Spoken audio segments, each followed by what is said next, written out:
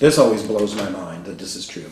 If you take any four-sided shape at all, make it as awkward and as ridiculous as you want, you have a four-sided shape, any. If you take the middles of the sides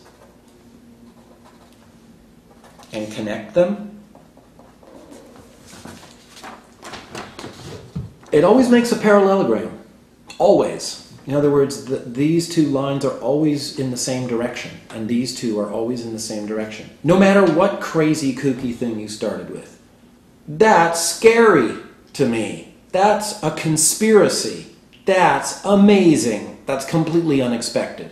I would have expected you make some crazy blob and connect the middles, it's going to be another crazy blob. But it isn't. It's always a slanted box, beautifully parallel. Why is it that? That's not a scientific question. The scientific question would be about ink and distances, roughly approximate, test tubes and all that. The mathematical question is why. It's always why.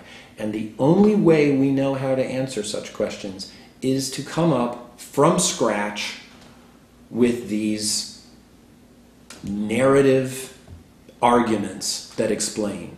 And you can have more than one explanation. You can compare them, you can critique them, you can contrast them, just like you can poems. And so for mathematicians, our aesthetic is your argument, your explanation, your discovery, your deduction, it needs to make sense. It can't be wishful thinking, it can't be pie in the sky, it can't just be what you want. It has to follow logically, which is a tough demand. So your reasoning needs to be tight and correct. But more importantly, really, is that your argument has to be beautiful. It has to be astounding. It has to be revelatory. It has to be charming. That's really hard to do. So what I want to do with this book is open up this world of mathematical reality, the creatures that we build there, the questions that we ask there, the ways in which we poke and prod, known as problems, and how we can possibly craft these elegant reason poems to get at what we want to get at. And it may not be everyone's cup of tea. It's certainly, I'm not suggesting or even necessarily wanting it to be that everyone becomes a mathematician. Just like I don't think everyone wants to be a photographer or a ballet dancer.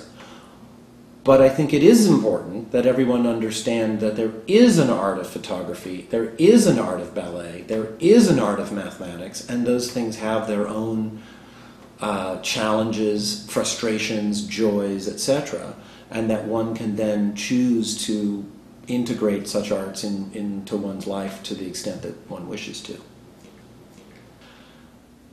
There's nothing deeper than this mathematical act.